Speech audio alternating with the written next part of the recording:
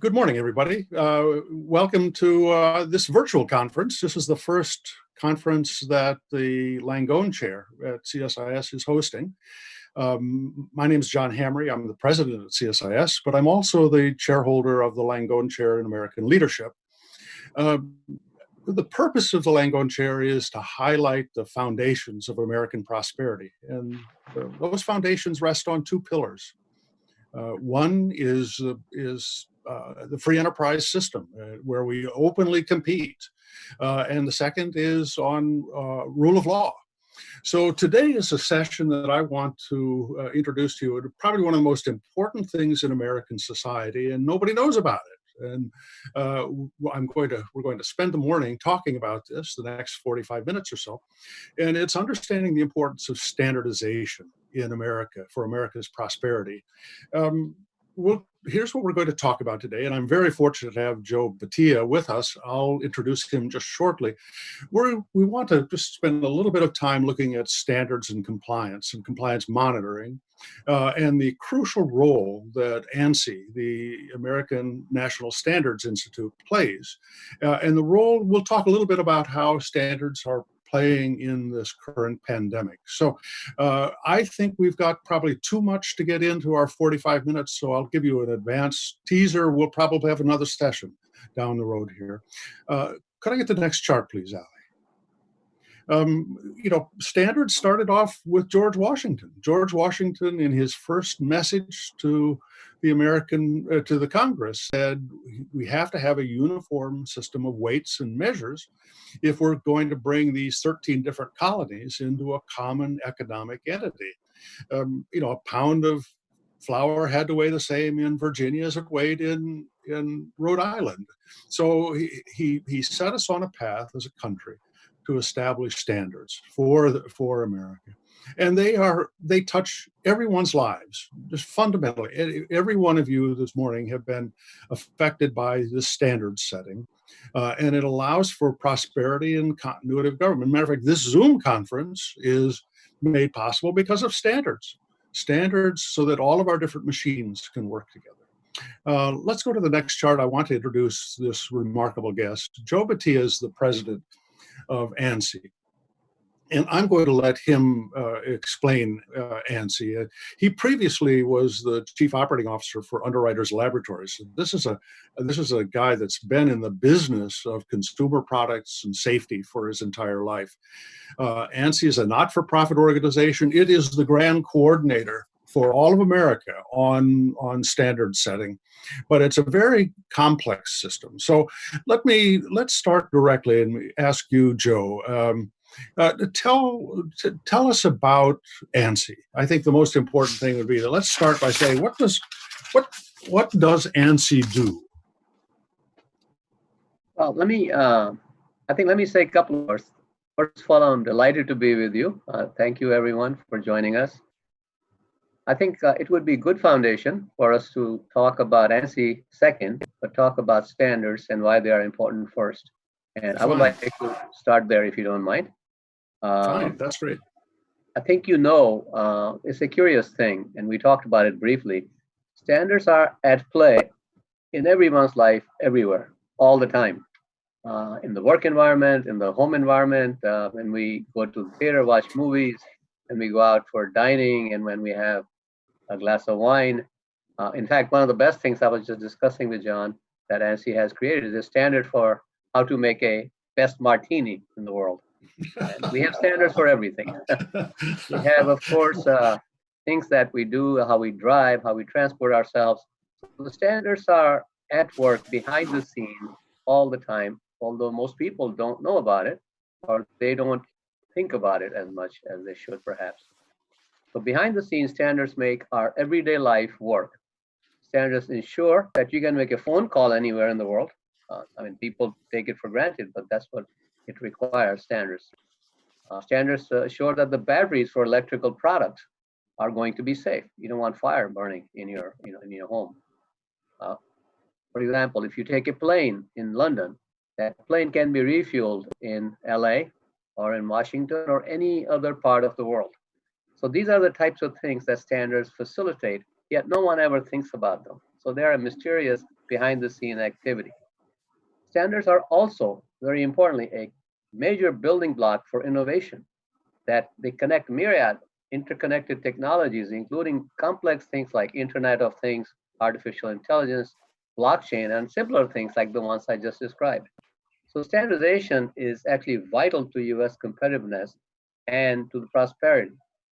It is linked to all facets of our economy, and it helps to protect the health and safety of our citizens.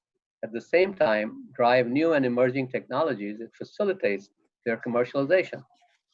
It also facilitates global trade. So global trade is a major thing for us. According to the Department of Commerce, standards influence 93% of all the US global exports. Well, if that doesn't impress people, I don't know what will. It impresses me. That's what standards do. So tell us about Ansi. It's such a unique organization. I'll do that. One quick thing though.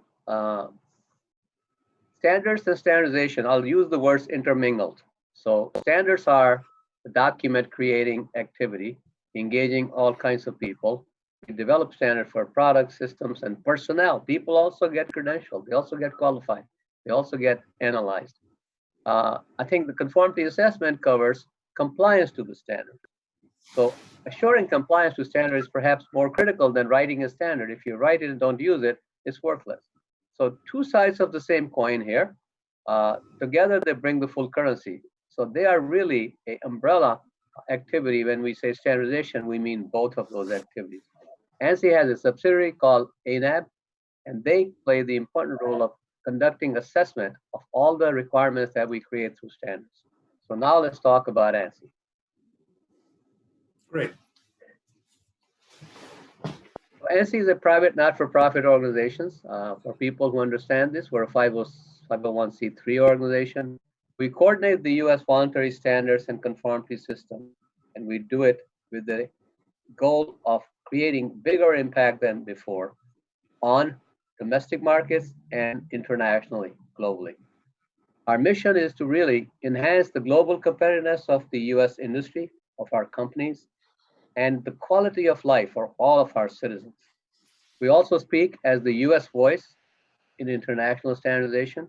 We are the official representative, the only representative, and the national standards body for ISO and IEC. These are the two largest and most recognized standardization organizations in the world. Now we have, because we are large and our economy is the largest, we have one of the 6 permanent seats on the boards of each of these two organizations. All the other 136 or so countries have to rotate off and on. So we're privileged to have that opportunity. So that allows us to create an impact both on the policy side and on the technology side and on the commercial standardization activity side to do the things that are supported by US, which is a big, big opportunity. So since we were formed about 100 years ago, ANSI has provided a neutral forum for all of our members to come together and create standardization issues and solve them. Our membership includes just about anyone you can think of, industry, government agencies, federal agencies, other agencies, standards and conformity assessment bodies, academia. Consumers, of course, are a big key element. They give us a lot of guidance on how to handle products that exchange or come in contact with consumers, and many, many others.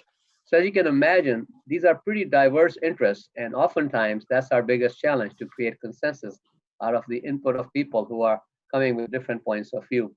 So that's why we take our neutral forum role very seriously. The breadth of the US standards activity is huge. There are more than 100,000 standards in the United States alone. About 500 SDOs, 500 standards developing organizations, maybe even more, are producing these standards in a consensus process. There is I think you all know about this, there is the activity that is not consensus developing necessarily, but they also produce a lot of standards. That's consortia. So all together, all of these things work into our system. They work with our clients, they work with our government, they work with everybody.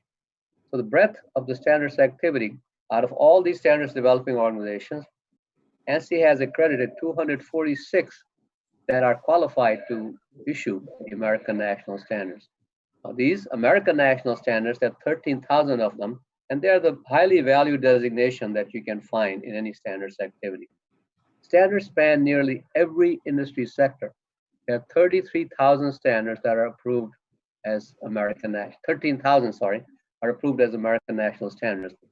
And other ones as well as these create the scope of coverage of any type of activity that you can imagine and can think of, just about anything.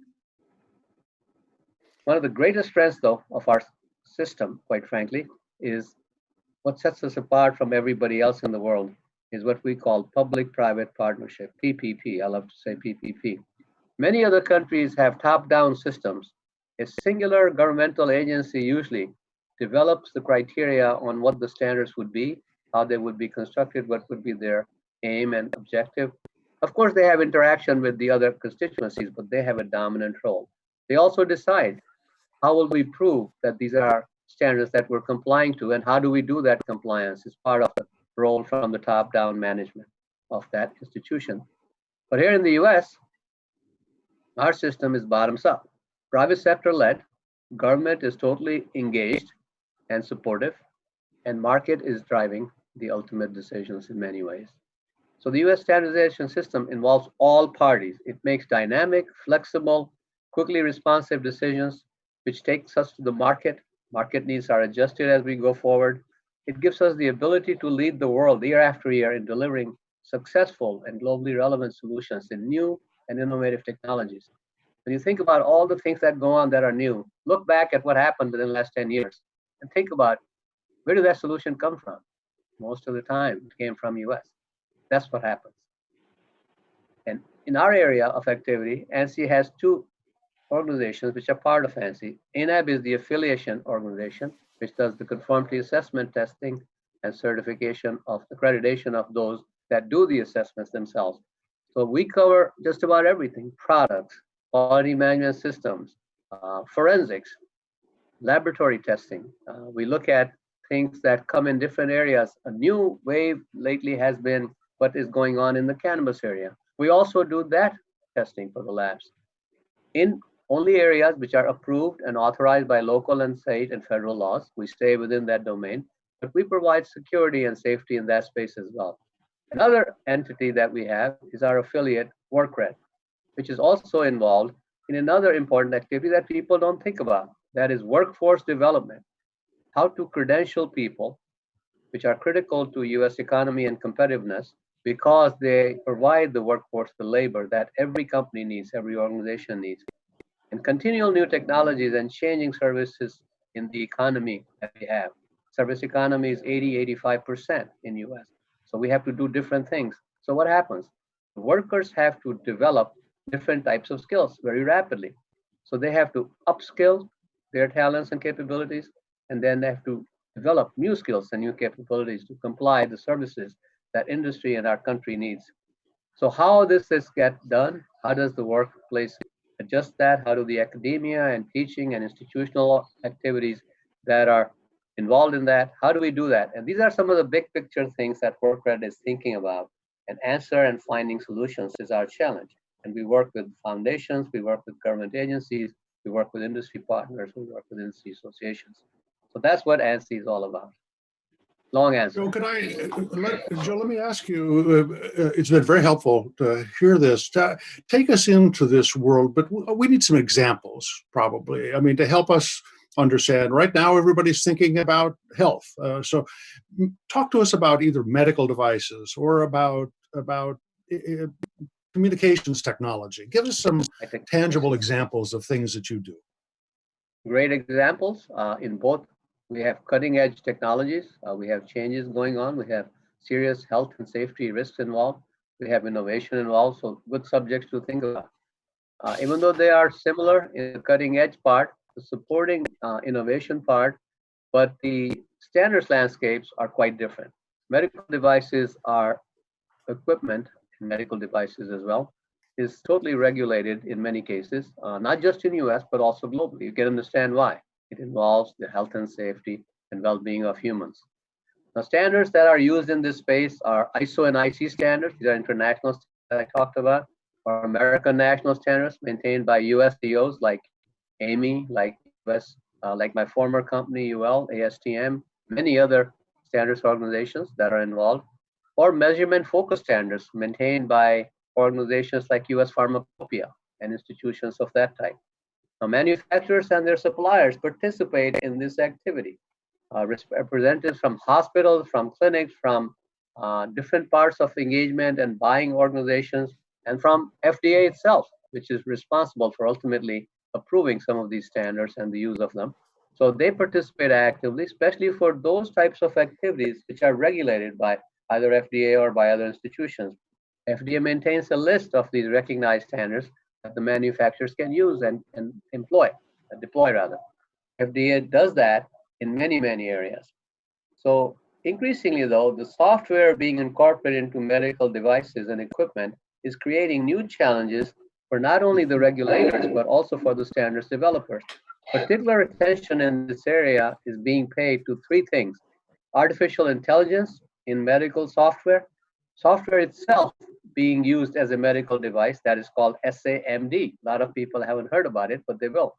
And of course, dealing with the consumer systems and issues that impact consumers. So a key question now is the trustworthiness of software and systems and the data they rely on, and how can that be validated? So these are some of the big challenges in front of the medical system. Ansi is working with our members. We're working with AI-enabled systems, and we're trying to develop a specific workshop. Hopefully, in near future, we had a workshop plan, but we had to change the dates because of what's going on here. Sure. And healthcare is going to be the focus of that AI-enabled systems standardization workshop, and we will be looking to get that done, hopefully, to identify standardization priorities in the medical area. Now, moving on to the ICT, unlike medical devices, ICT space has been not regulated historically. Industry players have moved from standards, company standards that they developed internally, into consensus-based standards. That has given them acceptance in the wide space. It has given them opportunities to build global markets. Much of this work has been done in JTC1. Remember that name, JTC1, Joint Technical Committee of ISO and IC, the first Joint Technical Committee ever produced. 30 years ago, they were created.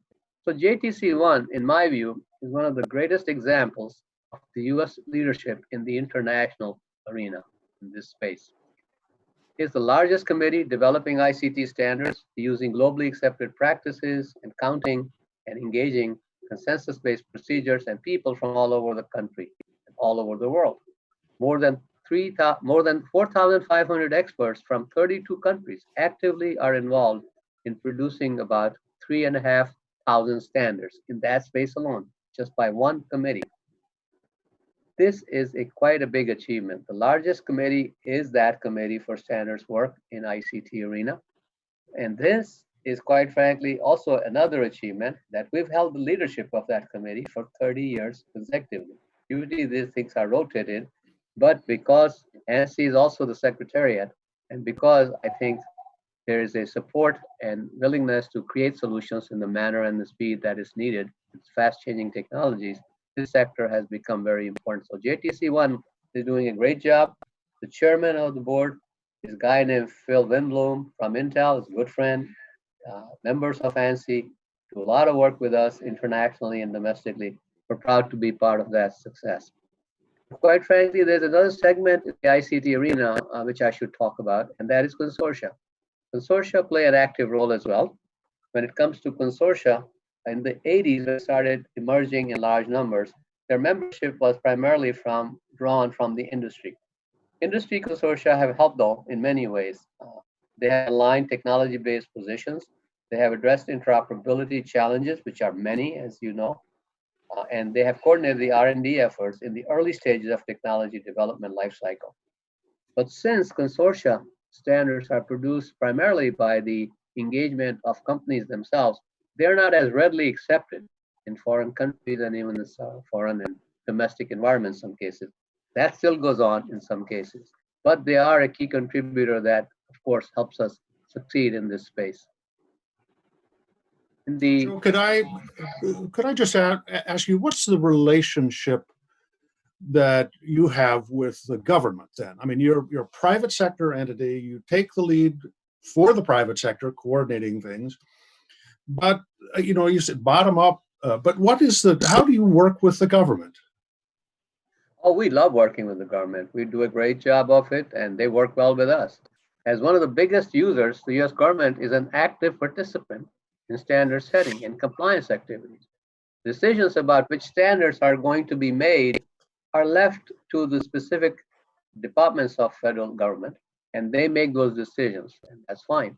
US law and participation are left to each agency to deal with, and I think they develop what they need to do. The US law and policy direct federal agencies actually to rely on the private sector for creating solutions in the standards and compliance area. NTTAAA, National Technology Advancement and Transfer Act, and the OMB A119 guidance document, they basically instruct federal agencies to do this as opposed to creating their own duplicative criteria and standards. NIST has the role. We talk about our friend Walt. He's the head of NIST, and he does a great job. NIST is given the job of responsibility that coordinates the agency's use of standards and participation. But NIST to do independently, that goes on. But in the standards and conformity assessment space, this plays a great role. I think most federal agencies are members of Ansi. They work in our committees. They sit on our board. They sit on our executive committees. They rotate because we have allocated number of seats for the federal agencies. We want to maintain that connectivity and that linkage because quite frankly, this doesn't work unless public and private sectors work hand in hand. And that's what makes US a dominant player in this area. And I think that's what makes our system the best system in the world. So NIST representatives support the agency's needs also on their own level. And I think Walt will probably tell you about that some other day. NIST and Ansi have had a memorandum of understanding, them leading the public sector activity coordination, us leading the private sector activity coordination in these areas. Over the years, I have worked with all the NIST directors. They are the heads of NIST, as well as other federal agencies leadership to make sure that we are connected and aligned in the way we work together, both domestically and even more importantly, internationally. That we want to carry a singular face and a singular approach in the global market so we don't have those conflicts. So for years, ANSI partnered agencies to address national and global priorities and challenges. And I'll tell you one very interesting thing that ANSI does is called ANSI Collaboratives. We work with the government agencies and we work with the private sector to address major critical needs and challenges that we face both domestically and internationally, as well as the opportunities that lie ahead of us that we need to take advantage of. So they address issues like homeland security. There's this collaborative that was developed for that. Nanotechnology, health IT, additive manufacturing, drones, things like that. So we also look at strategic issues on a massive, large scale, both domestically and internationally perspective included. Just for our audience, the person that Joe was mentioning is Dr. Walt Koppen. Walt is the head of the National Institute of Standards and Technology, NIST. He's undersecretary at the Commerce Department. We're going to have a session with Walt and NIST later in this series. It's a gem of an organization. With NIST and ANSI. Joe, you mentioned drones. That's a controversial issue. I mean, we got something new that's emerging. It's we control airspace. We want products. It's a market that's still unfolding. How do you play on something like drones? Well, believe it or not, we have a collaborative on unmanned aircraft systems called drones, and I'll tell you why that happened.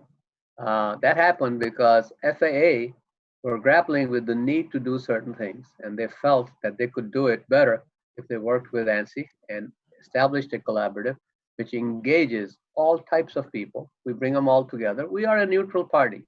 People like to sit at our table. We don't have biases. That facilitates the success of collaboratives. And this collaborative is no different. So when FAA came with us, and when we got the other constituencies to agree, we basically wanted to do what FAA is focused on doing, the need to facilitate effective integration of drones into the national airspace, both from the military application, obviously, and from a commercial point of view, and also to support the growth of the U.S. Industry and market in this area. It's a huge and important market. Global commercial drones market is expected to grow to be 123 billion by 2025. I remember that, but because I can remember 123 better than other things. So that's the number of billions that we will be looking at as a commercial activity in the drone space. Yeah. The drones have many cool applications, firefighting to things like product and food deliveries. That would be an issue. Sky-based monitoring of all the oil and gas pipelines, agricultural fields, construction sites, mapping, if you will. Just maps are developed through that. Rescue facilitation, if there's an emergency or a problem, using drones for that. Military applications, and much, much more. But in addition to these cool things, there are also many challenges and concerns, as you started to think about. Safety is critical, obviously. Interference in the airspace is a critical issue. People's privacy is an issue. That's what causes most of the concerns that people have. How is it going to infiltrate into my backyard while I'm having a swim with my wife sitting in her bikini? If something is going on which the drone is facilitating. So these are all issues that we need to think about. Because of Ansi's track record of launching the collaboratives to support national priorities, it was logical for Ansi to respond to the request from FAA. So 300 individuals right now are working in this project, coming from 175 different organizations in the US and also getting input from international levels. They have developed a roadmap which has identified 60 gaps that exist for us to successfully implement what we want to implement. A priority list has been developed. The roadmap has been well received by the stakeholders, by FAA, and by everybody else. ANSI is busy right now on the version 2 of the roadmap because we've already identified before this work is totally done what next has to be done. It's going to be focused on design and construction. It's going to be focused on navigation systems. It's going to be focused on cybersecurity. So this is actually happening as we talk because we expect to release the version 2 of the roadmap by the end of this year, hopefully within the middle of the year. So that's our target here. It's very impressive. Let's take another example. It's always in the news these days. That's 5G. 5G is supposed to revolutionize communications. So undoubtedly, because it's going to be global in nature, you're playing a role in it. Tell us about 5G. Well, it's a wonderful question. It's a topic that is very, very, very active these days. In fact, I've already had a meeting with NIST on this. You mentioned Walt Copeland. He and I met just a couple of weeks ago, and we have a date set on our calendar to meet again on Friday. We're working together again as a public-private partnership to basically carry out what we need to carry out. 5G cellular networks will actually do a lot of good things. They will move faster. They will be able to carry more data. They will enable broad deployment of new capabilities in healthcare, in energy, in transportation, in manufacturing, in other sectors. So it's a great opportunity for the world, not just us. 5G standard space is global. It encompasses many groups, not only the traditional ones, consensus organizations that I described earlier, but organizations like W3C, ITUT, 3GP, and many, many more. Governments and private sectors worldwide have interest in influencing the direction of these standards and these solutions because it can favor their preferred approaches. Governments are working within every economy that I know to do something about it. US industry participates in 5G standards activities, but that participation has been a little bit in a dark cloud because of administration's concerns about the security, rightfully so, about 5G technology, about dominance by China, about privilege, if you will, of some of those issues and that knowledge. This hampered US companies from engaging in standards committees where China's Huawei technologies also participate. They felt that if we sat at the table with them, they will gather the information that perhaps we didn't want to share. So there are 6 senators now who have written a letter to federal agencies, several of them, basically asking them to clarify and resolve this issue so we can actively engage and robustly participate in creating this technology directions, if you will, so that we can remain the leader in the leadership role that we have enjoyed over many years. National strategy to secure 5G was recently released just in March. It recognized the need for the US to play a leadership role. Ansi and our members want to make sure that US is well positioned to continue the leadership in this area, particularly as it affects standards and conformity assessment, because we want to be carrying the benefits, if you will, of what we have in this country and the framework of success that we have been putting out in many, many decades now, not just in this area, but other technological areas, needs to be continued. Now, the framework that we will develop, that we will hopefully, with the help of the leaders of industry associations in the ICT space, I've spoken to 4 of those leaders and they are going to participate. We have identified members that are influential and experts and knowledgeable in this area, both from private sector and public sector that would be engaged. That would be also supported by the activity of other constituencies that need to be involved at the international level. The framework that we are trying to advance that will hopefully be embraced by all the affected parties would not constrain the work that is taking place. Institutions enhance, it will actually enhance and leverage that work into creating communications between the government and the private sectors so that we're all marching in the same direction and achieving the same goal. And we're working very closely with our federal partners, not just this, but other agencies also, and with our members with this new solution that we're trying to seek. And hopefully you'll hear more about that in some near-term communications from us. Yeah, thank you, Joe. Let me ask. Most of the countries in the world tend to have standard setting as activity. The EU has it's clearly a kind of a statist approach to setting standards. The EU takes it very seriously as a way to protect their manufacturers, try to advance their companies. China, it's clearly a state activity in China, and yet we're a private sector-led system. How does this work between, in the international center, because 5G is global? How does it work having a private sector? Are we undergunned because we're private sector compared to these governments? I don't think so. I think we work quite well in this space, regardless of the difference in the way we operate our systems. As you know, most economies in other countries are top-down. There, for example, in ISO, there are about 162 members, 162 countries. There's only one member per country. One other member from US, there's a member from every country. So most of those members come from government agencies. They don't come from private sector. And they are the ones who represent their point of view globally. Now, the interesting thing is standardization is a very interesting exercise. With all that many members, most of them are consumers of standards. They're users of standards. The creation of standards really comes from a lot smaller number of countries that are either developed economies or have an interest in that particular category or are specifically advancing a particular agenda item.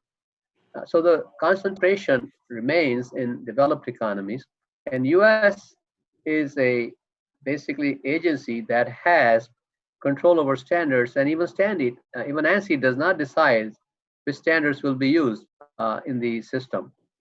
Actually, that is done by Ansi and US government facilitating, including the very important issue that we must spend 1 minute on at least, which is standards updates. Once standard is written, it's not done. It's a live document. Why? Because technology changes. Things move on. And things need to be addressed. If that didn't happen, for example, in the transportation sector, we'll still be riding horses and buggies. Not what we ride now. Because standards facilitated that transformation and facilitated mass application in the public. So ultimately, what happens is the things that ultimately get accepted and wisely used are determined, at least in this country, by the marketplace, by what works, what doesn't work, what gets adopted, what gets practiced, what gets, loved. That, and we rotate that. Ultimately, that has proven to be also the methodology by which standards work, and by compliance also works the same way. There are first, second, and third party assessment techniques. First party is when the person who's manufacturing the device or product declares it's good. If the high risk is not posed, that's perfectly fine. Second party is agreement between buyer and supplier. You're selling, you're buying, I'll tell you what I want, you'll supply that to me. Third party assessment is saved for more damaging oriented, potentially, products and systems and solutions.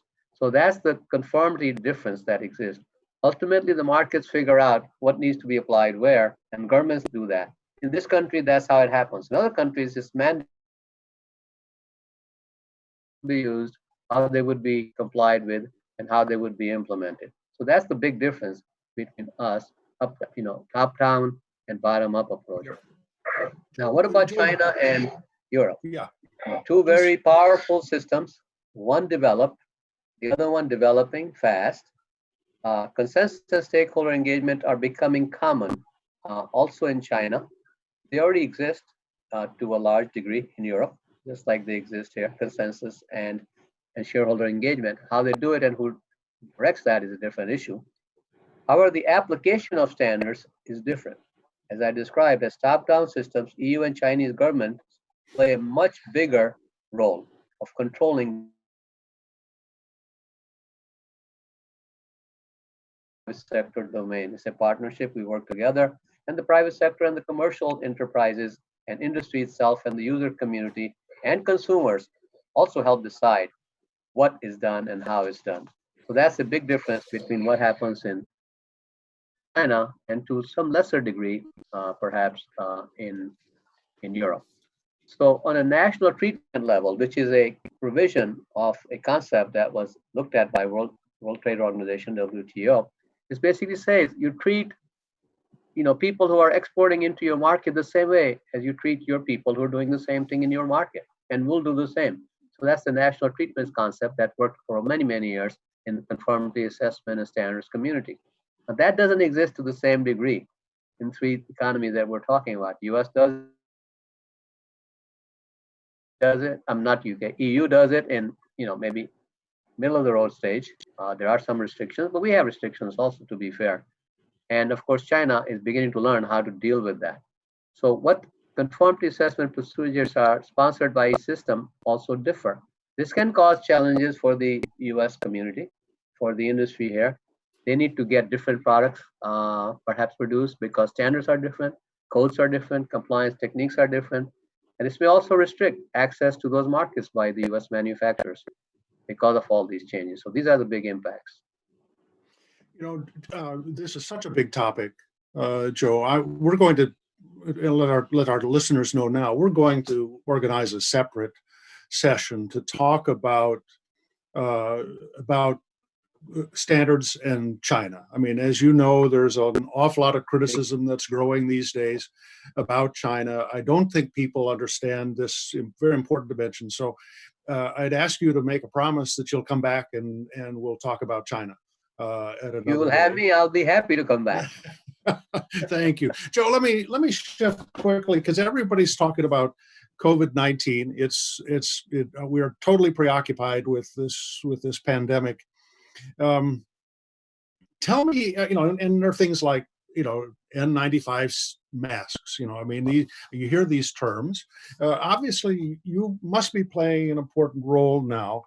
As we're dealing with a global problem, this pandemic, how do standards come to play now with this COVID-19 pandemic? Well, standardization has always been crucial to all aspects of our lives, quite frankly. But today's very unique and very unusual health and safety environment and those threats have brought the importance of these standards and compliance totally into the focus. There are many examples. I mean, I could go on for hours. You don't want me to do that.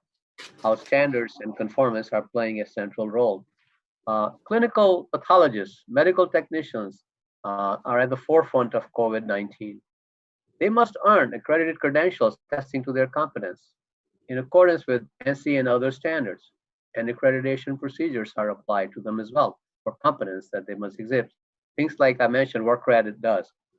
Similarly, Medical device manufacturers and diagnostic healthcare organizations must also adhere to relevant US or international standards and compliance to them wherever they sell those products, whichever part of the globe.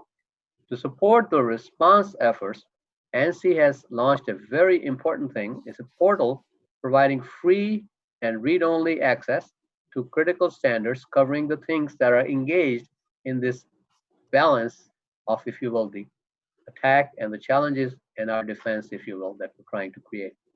So medical equipment and devices, including ventilators and respirators and things of that type, all of that has created a need for new manufacturers, new producers, new suppliers. They don't know, haven't played in this space. So they need to understand what are the standards, how are they applied.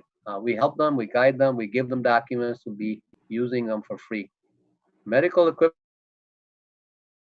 I said that, protective clothing, business continuity management, again for companies on how to continue working in this environment, security, resilience, standards exist for that. All these standards are in big demand because they also support regulatory approvals in most of the countries, especially the developed economies. Hundreds of organizations have accessed the ANSI portal. At least two big health supply chain organizations, and they cover millions of people. Supply chain organizations are very large. Actually, two of them, at least that we know, have changed their training approaches after referencing our portal and gaining that knowledge and that information. Since March 30th, the total value of standards made freely available by ANSI is almost $2 million. We're not a major corporation. That's a significant amount for us, and that's going to keep growing for the rest of the year until this thing goes away. So we're very proud to be able to do that. We're also proud to support our own mission, which says quality of life improvement is our mission, in addition to supporting success of U.S. community, commercial community companies, and just helping life continue is also part of that. What we need to do.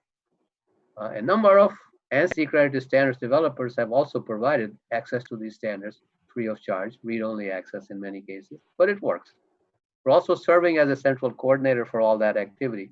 We have also launched another thing. It's an ANSI COVID-19 resource webpage.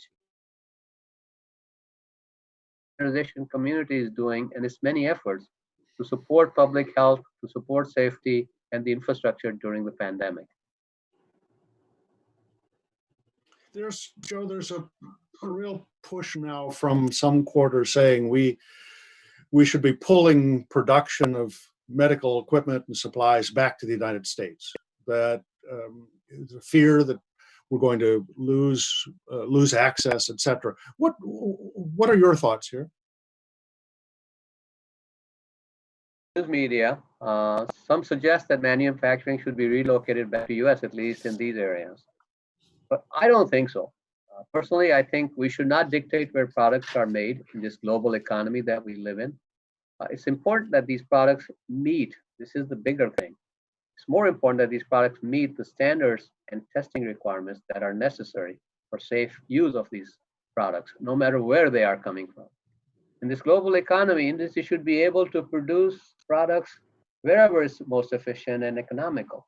If products are imported, it's okay if they comply with the criteria, our standards and our codes, and our requirements that we have in this country. This usually reduces the cost because of lower cost of production. So there's a positive element to that as well if it's done right. I think still one could argue, and I can understand why one would argue that, in critical health and safety areas, US should try to have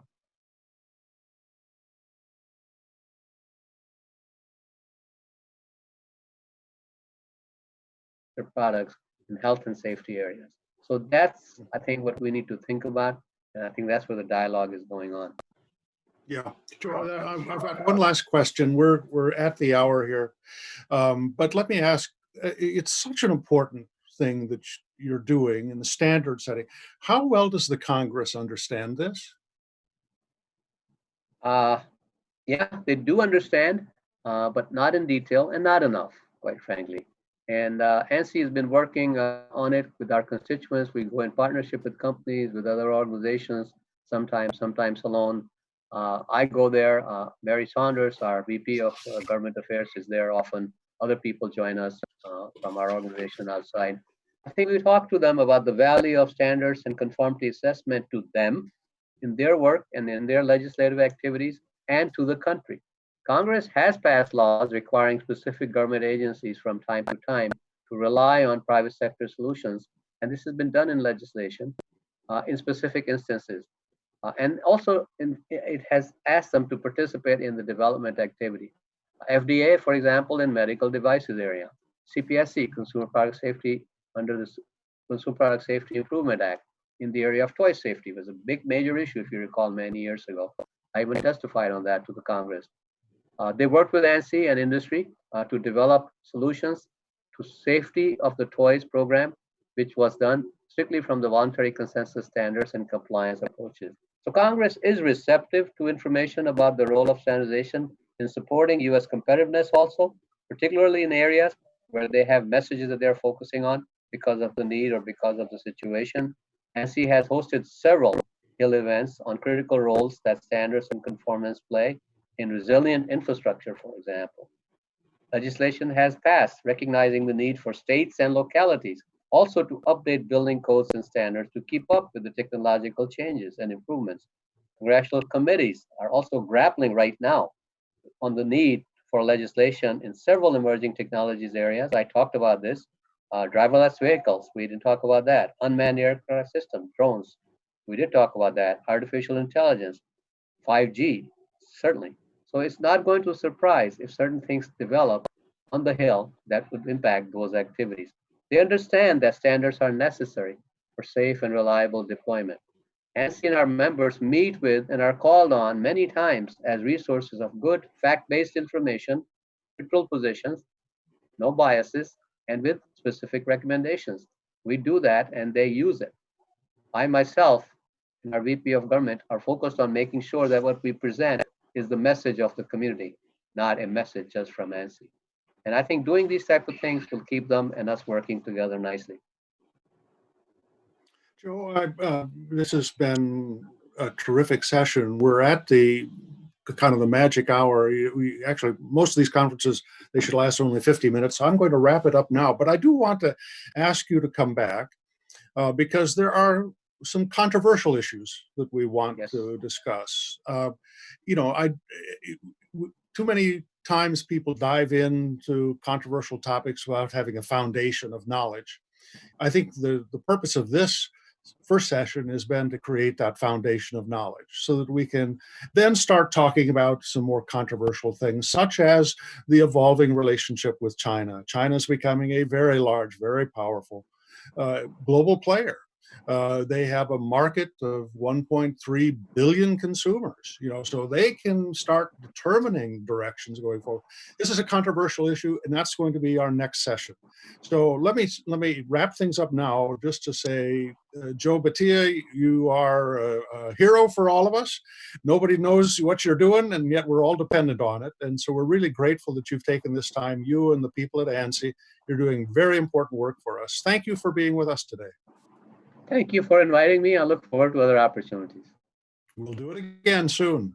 And thanks, colleagues, for coming in and watching our session today. We'll see you again. Bye. Bye now.